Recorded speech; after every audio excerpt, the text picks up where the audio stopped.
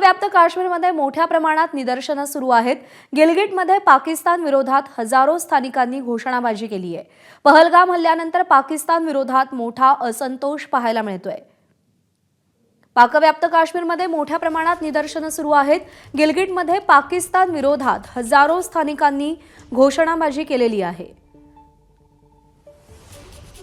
सोमेश कोलगे आपले प्रतिनिधी सध्या आपल्यासोबत आहेत। सोमेश, आपण जर पाकव्याप्त काश्मीरमधल्या लोकांची मानसिकता पाहिली, त्याचा अभ्यास केला तर ती काहीशी टोकाची आहे, पण सध्या त्यांची जी भूमिका आहे ती काहीशी आश्चर्य वाटणारी आहे।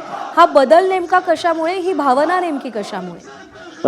प्रज्ञा, आपल्याला सर्वांना माहिती आहे की पाकव्याप्त काश्मीरातील नागरिकांना आतापर्यंत पाकिस्तानच्या सरकारने कधीही चांगली वागणूक दिलेली नाही। त्यांना कायम दुय्यम नागरिकासारखंच वागवलं गेलेलं आहे। आणि हे केवळ पाकव्याप्त काश्मीरच्या बाबतीत नाही, खैबर पख्तूनख्वाचा प्रांत असेल किंवा बलुचिस्तान असेल तर त्या ठिकाणच्या लोकांनाही प्रचंड भेदभावाला सामोरं जावं लागलं आतापर्यंत। आणि त्यामुळे पाकिस्तान सरकारच्या विरोधात या सगळ्याच प्रांतात प्रचंड असंतोष आहे। आणि आता जे आपण पाहतोय ते पाकव्याप्त काश्मीरातील आंदोलनं आणि निदर्शनं ही देखील त्याच असंतोषातून आणि त्याच रागातून आहेत पाकिस्तानच्या विरोधातील। कारण त्या सगळ्यांना भारत बरा वाटतोय आणि भारतामध्ये राहिले असते तर कदाचित ते समृद्ध आयुष्य जगू शकले असते, असं त्यांचं आतापर्यंतचं मत झालेलं आहे तिथल्या सगळ्याच लोकांचं। आणि म्हणून खूप मोठ्या प्रमाणावर तिथे पाकिस्तानच्या विरोधात असंतोष पाहायला मिळतोय। पाकिस्तानच्या विरोधातला हा असंतोष आहे पाकव्याप्त काश्मीरी लोकांमधला आणि हजारोंच्या संख्येनं सध्या इथे निदर्शनं सुरू आहेत। आपण पाहतोय सोमेश की भारताला सातत्यानं पाकिस्तानकडून धमक्या दिल्या जात आहेत आणि वादग्रस्त वक्तव्य केली जात आहेत। या सगळ्यामध्ये जर पाकव्याप्त काश्मीरमधल्या नागरिकांची ही भावना असेल तर पाकिस्तानी सरकार त्या विरोधात नेमकी काय भूमिका घेऊ शकतं, त्याच्याकडे तेवढं गांभीर्यानं लक्ष दिलं जाईल?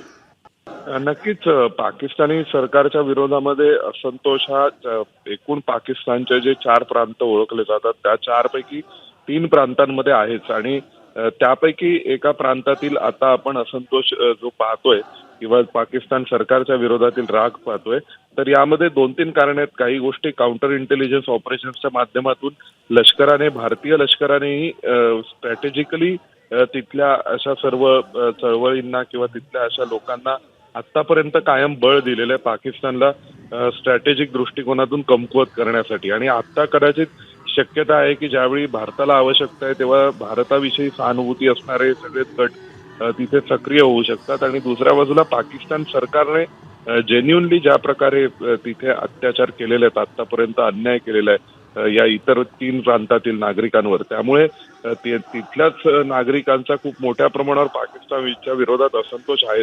विशेष म्हणजे पाकव्याप्त काश्मीरला पाकिस्तान सरकार आझाद काश्मीर म्हणून संबोधतं आणि आझाद काश्मीरचं त्यांनी विचार केल्याप्रमाणे आझाद काश्मीर हे स्वतंत्र देश आहे असं पाकिस्तान सरकार मानतं। परंतु जर पाकिस्तानच्या तुलनेमध्ये या आझाद काश्मीरच्या नागरिकांना कुठल्याही प्रकारचे समान अधिकार नाही आहेत, समान नागरिकत्व नाहीये आणि इथल्या आझाद काश्मीरच्या नागरिकांना कायम त्यांनी दुय्यम नागरिक म्हणून वागवलेलं आहे। त्यामुळे याच वस्तुस्थितीचा विचार करता तिथे पाकिस्तानच्या विरोधात खूप मोठ्या प्रमाणावर असंतोष आहेच। आणि त्या असंतोषाचं प्रत्यक्ष रूपांतर आता आपण या वेगवेगळ्या मोर्चांमध्ये आणि निदर्शनांमध्ये पाहतो।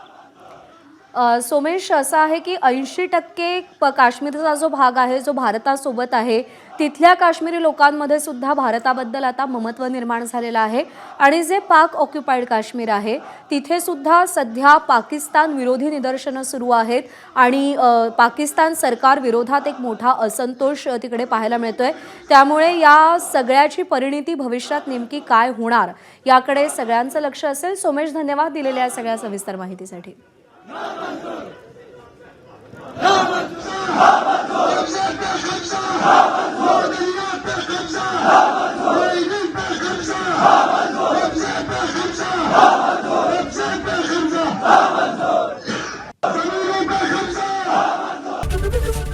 एबीपी माझा, उघडा डोळे बघा नीट।